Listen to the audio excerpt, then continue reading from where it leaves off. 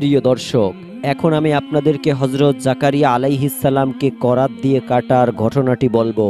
একদিন হযরত জাকারিয়া আলাইহিস সালাম মরিয়ম আলাইহিস সালামের কক্ষে প্রবেশ করলেন। হযরত জাকারিয়া আলাইহিস সালাম মরিয়ম আলাইহিস সালামের কক্ষে প্রবেশ করে দেখতে পেলেন মরিয়ম আলাইহিস সালামের সম্মুখে অমৌসুমী ফল রাখা আছে। তখন হযরত জাকারিয়া আলাইহিস সালাম বিস্ময় হতবাক হয়ে গেলেন এবং মরিয়ম আলাইহিস সালামকে জিজ্ঞাসা করলেন, হে মরিয়ম, এই সকল ফল এবং খাদ্য তোমার জন্য কোথা থেকে কিভাবে আসলো? মরিয়ম আলাইহিস সালাম বললেন, আল্লাহর অদৃশ্য এবং অফুরন্ত খাজানা থেকে এসেছে।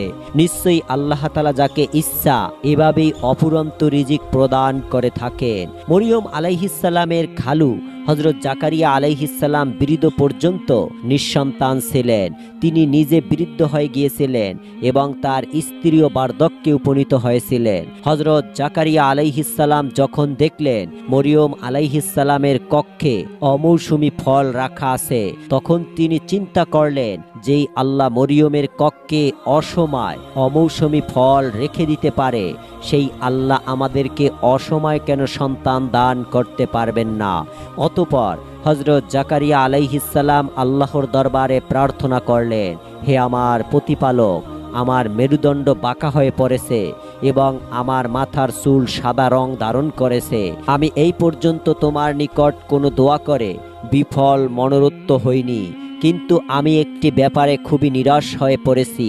যেহেতু একে তো আমি একেবারে বার্ধক্যে উপনীত হয়েছি, আমার স্ত্রীও সম্ভবত বদ্দা, তাই আমার কোনো সন্তান সন্ততি হবার আশা নেই। যদি আমি নিঃসন্তান অবস্থায় মৃত্যুবরণ করি, তবে আমার কোনো ওয়ারিশ থাকবে না। হে আল্লাহ, তুমি যদি মরিয়মকে অমৌসুমী ফল খাওয়াতে পারো, তাহলে আমাকে কেন বার্ধক্য বয়সে সন্তান দান করতে পারবে না? অতএব হে মাবুদ, তুমি দয়া করে আমাকে একটি পুত্র সন্তান দান করো। মহান আল্লাহর দরবারে হযরত জাকারিয়া আলাইহিস সালামের দোয়া কবুল হলো। আল্লাহর তরফ হতে ইরশাদ হলো, হে জাকারিয়া, আমি তোকে এক শুভ সংবাদ প্রদান করছি যে তোমার ইয়াহিয়া নামে একটি পুত্র সন্তান জন্ম লাভ করবে। মহান আল্লাহ রাব্বুল আলামিন ইরশাদ শুনে হযরত জাকারিয়া আলাইহিস সালাম বললেন, হে মাবুদ, আমি এবং আমার স্ত্রী বার্ধক্যে উপনীত হয়েছি এবং বার্ধক্যে আমরা কেমন করে পুত্র সন্তান জন্ম লাভ করব? এমনই অবস্থায় ফেরেশতারা হযরত জিবরাইল আলাইহিস সালাম সেখানে উপস্থিত হলেন এবং বললেন, হে আল্লাহর নবী জাকারিয়া, আল্লাহ তাআলার পক্ষ থেকে আপনাকে সন্তান দান করা মোটেই কোনো কঠিন কাজ নয়। আপনি নিজের সম্পর্কে চিন্তা করে দেখুন, পূর্বে আপনি কি ছিলেন? এক সময় আপনার তো কোনো অস্তিত্বই ছিল না, অথচ তারপরে আপনি আল্লাহর কুদরতে হাত পা চোখ কান অন্তর্ধারী মানুষ রূপে অস্তিত্ব লাভ করলেন। হযরত জাকারিয়া আলাইহিস সালাম মহান আল্লাহর দরবারে তখন বললেন, হে মাবুদ, জিবরাইল আলাইহিস সালামের কথা ঠিকই বটে, কিন্তু তবুও আমার যে মন মানছে না। আমাকে যে আপনার সন্তান দান করবেন তার কিছু নিদর্শন আমাকে প্রদর্শন করুন। মহান আল্লাহ তাআলা তখন ওহির মাধ্যমে জানিয়ে দিলেন, হে জাকারিয়া, তুমি 3 দিন 3 রাত কোনো লোকের সাথে কোনো রকম কথাবার্তা বলতে পারবে না। ওই সময়ের জন্য তুমি নির্বাক হয়ে যাবে। কোনো প্রয়োজন দেখা দিলে শুধু হাত এবং মাথার দ্বারা ইশারা করবে।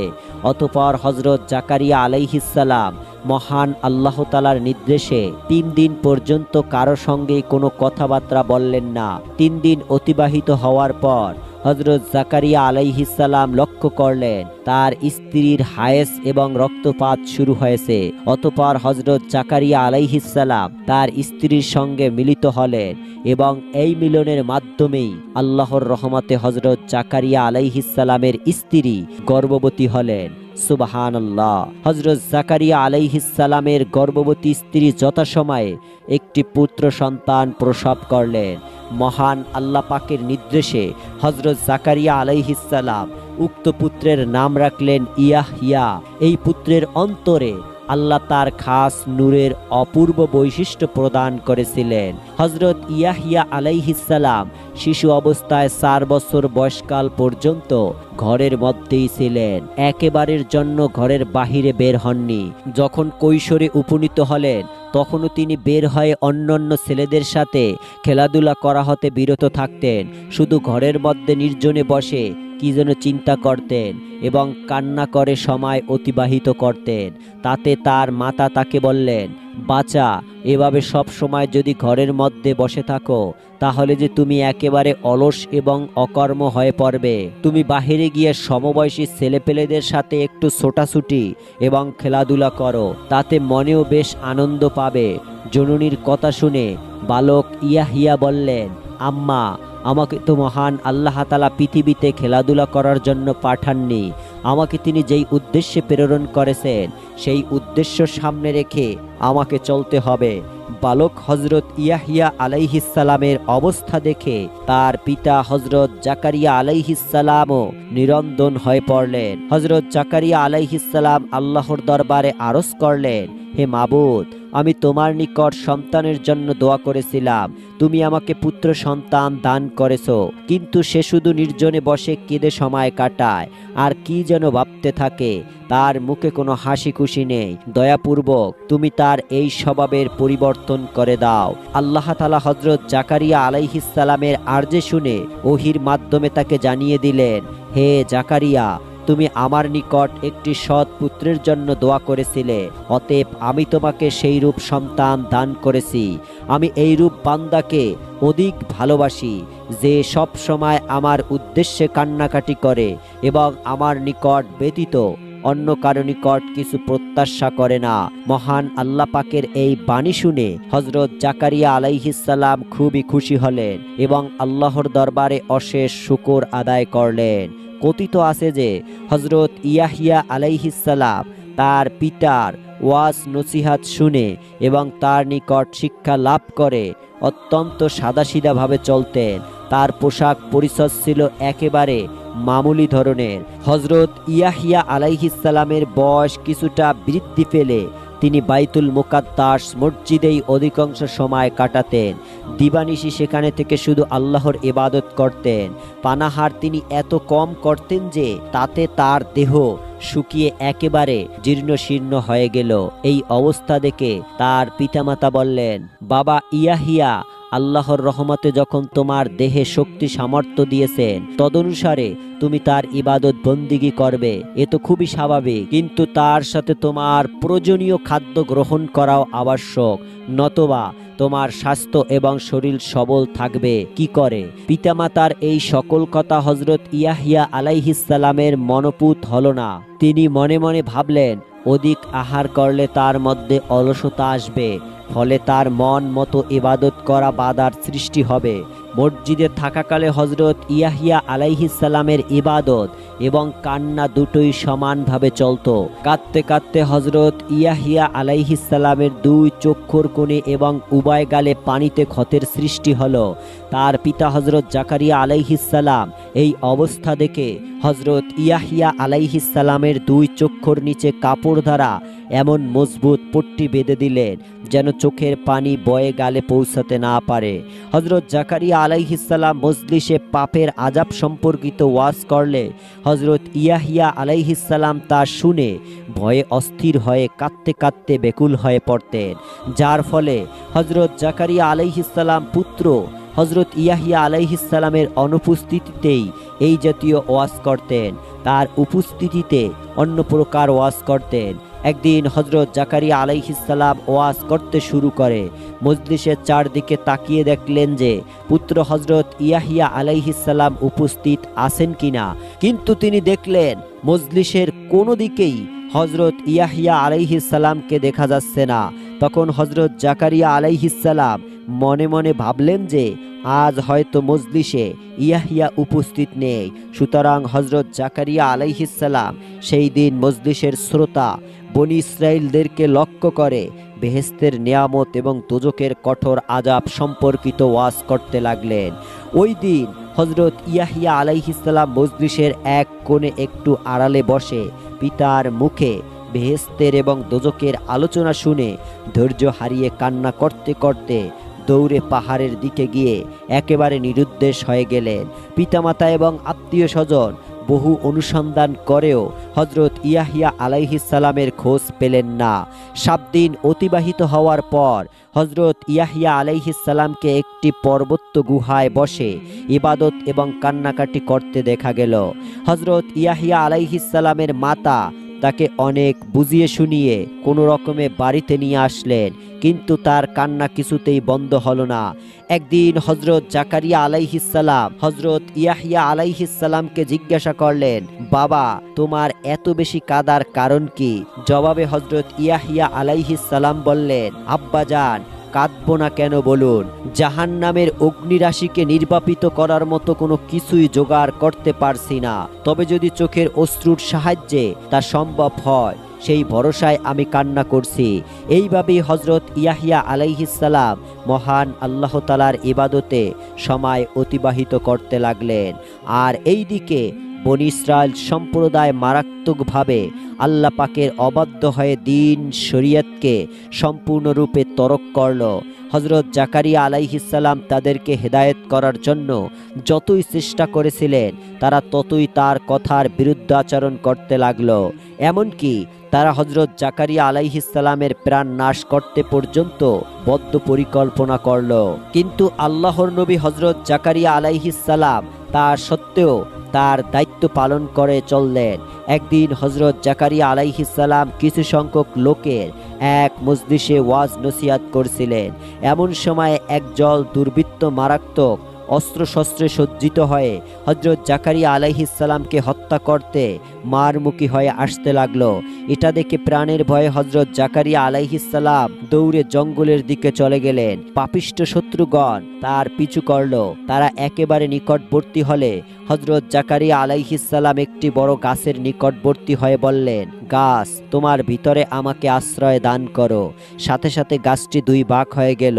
হজরত জাকারিয়া আলাইহিস সালাম দ্রুত গাছটির ভিতরে প্রবেশ করলেন। তৎক্ষণাৎ গাছটির খণ্ড 2টি আবারও মিলিত হয়ে গেল। হজরত জাকারিয়া আলাইহিস সালাম গাছের ভিতরে আত্মগোপন করলেন বটে, কিন্তু হজরত জাকারিয়া আলাইহিস সালাম যখন গাছের ভিতরে প্রবেশ করেছিলেন, তখন তার জামার কিছু অংশ গাছটি জোড়া লাগলেও বাহিরে রয়ে গেল। এইদিকে হজরত জাকারিয়া আলাইহিস সালাম এক মুহূর্তে শত্রুদের দৃষ্টির অন্তরাল হওয়ায় তারা তাকে জঙ্গলের ভিতরে সর্বত্র তালাশ করতে লাগলো, কিন্তু কোথাও তার সন্ধান পেলেন না। তখন ইবলিস জৈনক মানুষের রূপ ধরে তাদের কাছে উপস্থিত হয়ে বলল, তোমরা জাকারিয়াকে কি করে পাবে বলো? সে যে একজন মস্ত বড় জাদুকর, এত বড় বেশি জাদুকর আমি আজ পর্যন্ত আর দেখিনি। এইমাত্র তোমাদের বয়সে এই গাছটির মধ্যে প্রবেশ করে আত্মগোপন করেছে। তখন লোকগুলি বলল, বলছো কি তুমি? গাছের ভিতরে মানুষ ঢুকতে পারে কিভাবে? তুমি পরিষ্কার মিথ্যা কথা বলছো। তখন ইবলিস বলল, আমাকে তোমরা অযথা মিথ্যাবাদী বলছো। আমি মিথ্যা কথা বলতে যাব কেন? যা আমি নিজের চোখে দেখেছি তা যদি মিথ্যা হয়, তবে পৃথিবীতে সত্য বলে তো কোনো কিছুই নেই। লোকজন তবু তার কথায় আস্থা আনতে চাইল না। তখন ইবলিস বলল, আমি সত্য কথা বলছি, তার প্রমাণও রয়েছে। ইচ্ছা হলে তোমরা তা পরীক্ষা করে দেখতে পারো। ইবলিস তখন তাদেরকে গাছটির নিকটে নিয়ে গিয়ে হজরত জাকারিয়া আলাইহিস সালামের কাপড়ের কিছু অংশ দেখিয়ে বলল, এই দেখো প্রমাণ। তা দেখে তারা বিস্ময় বিহম্বল হয়ে গেল। তারপর তারা একটি করাত এনে গাছটি কাটতে শুরু করলো। বর্ণিত আছে যে তাদের করাত উপর হতে গাছটিকে ছিঁড়তে ছিঁড়তে যখন হজরত জাকারিয়া আলাইহিস সালামের মাথায় গিয়ে ঠেকলো এবং মাথা ছিঁড়তে আরম্ভ করলো, তখন হজরত জাকারিয়া আলাইহিস সালাম প্রবল যন্ত্রণায় আহ উ এবং হা হতাশ করতে লাগলেন। ঠিক এই মুহূর্তে তার নিকট ফেরেশতা জিবরাইল আলাইহিস সালাম এসে হাজির হলেন এবং বললেন, হে আল্লাহর নবী, সাবধান, আপনি কোনো রকম শব্দ বা চিৎকার করবেন না, ধৈর্য ধরে থাকবেন, নয়তোবা এখনই আল্লাহ তাআলা আপনার নাম নবুয়তের দপ্তর হতে কেটে ফেলবে। পক্ষান্তরে আপনি ধৈর্য এবং শুকরের ফজিলাত হতেও বঞ্চিত হবেন। তখন আপনার সব কিছু বরবাদ হয়ে যাবে। আপনি আল্লাহর নবী হয়ে মুসিবতে পড়ে আল্লাহর দরবারে আশ্রয় প্রার্থনা না করে একটি গাছের কাছে আশ্রয় চাইলেন। এটা আপনার জন্য একটি মারাত্মক ভুল হয়েছে। আপনাকে কোনো গাছ রক্ষা করতে পারে না। আপনি গাছের কাছে আশ্রয় চেয়ে যেই ভুল করেছেন তার শাস্তি স্বরূপ কাফের দুশমন আপনাকে করাত দিয়ে চিরে দ্বিখণ্ডিত করবে। এই সময় আপনি যদি ধৈর্য অবলম্বন করতে পারেন তাহলে আল্লাহ তাআলা আপনার ভুলের অপরাধ ক্ষমা করবেন। উক্ত কথাটি বলার পরই ফেরেশতা জিবরাইল আলাইহিস সালাম সেখান থেকে অদৃশ্য হয়ে গেলেন। কিছু সময়ের মধ্যেই কাফেরগণ করাত দ্বারা হযরত জাকারিয়া আলাইহিস সালামের দেহ দ্বিখণ্ডিত করে ফেলল। হযরত জাকারিয়া আলাইহিস সালাম আল্লাহর নাম জিকির করতে করতে শাহাদাত বরণ করলেন, কিন্তু এতটুকু আহ উহ করলেন না। সুবহানাল্লাহ। হযরত জাকারিয়া আলাইহিস সালাম এইভাবে শাহাদাত বরণ করলেন, ইন্না লিল্লাহি ওয়া ইন্না ইলাইহির রাজিউন। হযরত জাকারিয়া আলাইহিস সালামের ইন্তেকালের পর তার পুত্র হযরত ইয়াহইয়া আলাইহিস সালাম নবুয়াত লাভ করলেন। হযরত জাকারিয়া আলাইহিস সালামের অসমাপ্ত কার্য সমাধা লক্ষ্যে হযরত ইয়াহইয়া আলাইহিস সালাম দীর্ঘকাল পর্যন্ত বনী ইসরাইলদের মধ্যে ধর্ম প্রচার করেছিলেন। হযরত ইয়াহইয়া আলাইহিস সালাম দিবা রাত্রির অধিকাংশ সময় মসজিদে আকসায় বসে ইবাদত এবং বনী ইসরাইলদেরকে উপদেশ দান করতেন, কিন্তু খুব অল্প সংখ্যক লোকই ধর্মপথে এসেছিল। অধিকাংশ লোকই হযরত ইয়াহইয়া আলাইহিস সালামের সাথে শত্রুতা এবং বিরুদ্ধাচরণ করেছিলেন। একদিন এক জৈনক রমণী তার দ্বিতীয় স্বামীর সাথে তার প্রথম স্বামীর উরুজ্জাত তার গর্ভের একটি কন্যাকে বিবাহ দিতে চাইল, কিন্তু হযরত ইয়াহইয়া আলাইহিস সালাম এতে বাধা প্রদান করে বললেন, এটা হতে পারে না, যেহেতু শরীয়তে এটা সম্পূর্ণ অবৈধ। এই ঘটনায় হযরত ইয়াহইয়া আলাইহিস সালামের সাথে বনী ইসরাইলদের মারাত্মক বিবাদ দেখা দিল। ওই স্ত্রী লোকটির দ্বিতীয় স্বামী বনী ইসরাইল বংশীয় একজন প্রভাবশালী নেতা ছিল, সুতরাং বনী ইসরাইলের প্রায় সকলে তার পক্ষে যোগদান করে হযরত ইয়াহইয়া আলাইহিস সালামের বিরুদ্ধতায় অবতীর্ণ হলো এবং তারা হযরত ইয়াহইয়া আলাইহিস সালামের নিষেধের প্রতি তোয়াক্কা না করে ওই বিবাহ সম্পন্ন করল। অধিকত্ব তারা হযরত ইয়াহইয়া আলাইহিস সালামকে হত্যা করার ষড়যন্ত্রে লিপ্ত হলো। একদিন স্ত্রী লোকটির ওই দ্বিতীয় স্বামীর আদেশ অনুযায়ী হযরত ইয়াহইয়া আলাইহিস সালামকে বেঁধে তার নিকট উপস্থিত করা হলো। এমনই সময় হযরত ইয়াহইয়া আলাইহিস সালামের কাছে ফেরেশতা হযরত জিবরাইল আলাইহিস সালাম এসে উপস্থিত হলেন এবং বললেন, হে আল্লাহর নবী, আপনি আদেশ করলে আমি এই পাপিষ্ঠ দিগকে শাস্তি স্বরূপ তাদেরকে সহ সমগ্র শহরটাকে ধ্বংস করে দিতে পারি। তখন হযরত ইয়াহইয়া আলাইহিস সালাম বললেন, না, এদেরকে এভাবে ধ্বংস করে দেওয়া আমি কিছুতেই ভালো মনে করছি না। আল্লাহ আমার অদৃশ্যে যা লিখে রেখেছেন তা নিশ্চয়ই ঘটবে, তবে আমি এদেরকে শাস্তি প্রদান করতে চাই না। তখন হযরত ইয়াহইয়া আলাইহিস সালামের কথা শ্রবণ করে হযরত জিবরাইল আলাইহিস সালাম অদৃশ্য হয়ে গেলেন। অতঃপর পাপিষ্ঠগণ আর দেরি করল না, তারা হযরত ইয়াহইয়া আলাইহিস সালামের মাথা দ্বিখণ্ডিত করে ফেলল।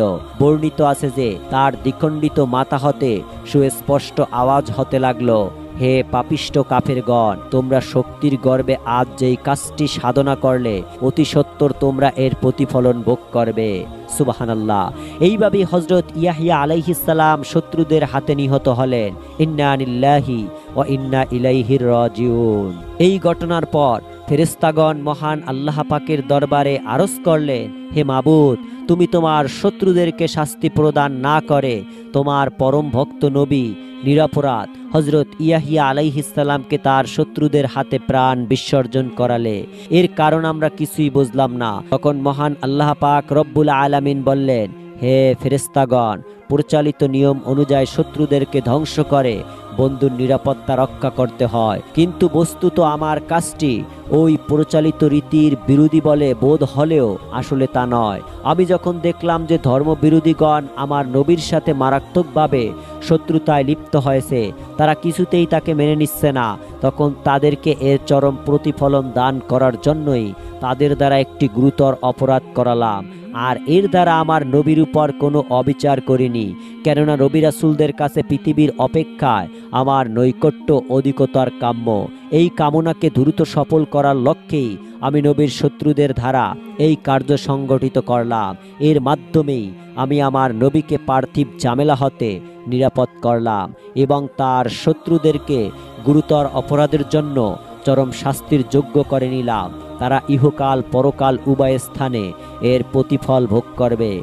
হাদিসে বর্ণিত আছে যে হজরত ইয়াহিয়া আলাইহিসসালাম শহীদ হওয়ার পরেই উল্লেখিত স্ত্রী লোকটি ও তার পূর্ব স্বামীর ওরুজাত কন্যাটি ঘরের ছাদ হতে মাটিতে পতিত হয়ে প্রাণ হারালেন এবং এর অল্প সময়কাল পরেই তার স্ত্রী সেই প্রভাবশালী বনী ইসরায়েল লোকটি তার অনুচর এবং সহচর সহ চরম অপমানকর অবস্থায় প্রাণ হারিয়েছিলেন। অবশ্যই তাদের পরলৌকিক আসল শাস্তি তো তাদের জন্যই রয়ে গিয়েছে। মহান আল্লাহ রাব্বুল আলামিন আমাদের সবাইকে হজরত জাকারিয়া আলাইহিসসালাম এবং তার পুত্র হজরত ইয়াহিয়া আলাইহিসসালামের জীবনী থেকে শিক্ষা নেয়ার তৌফিক দান করুন।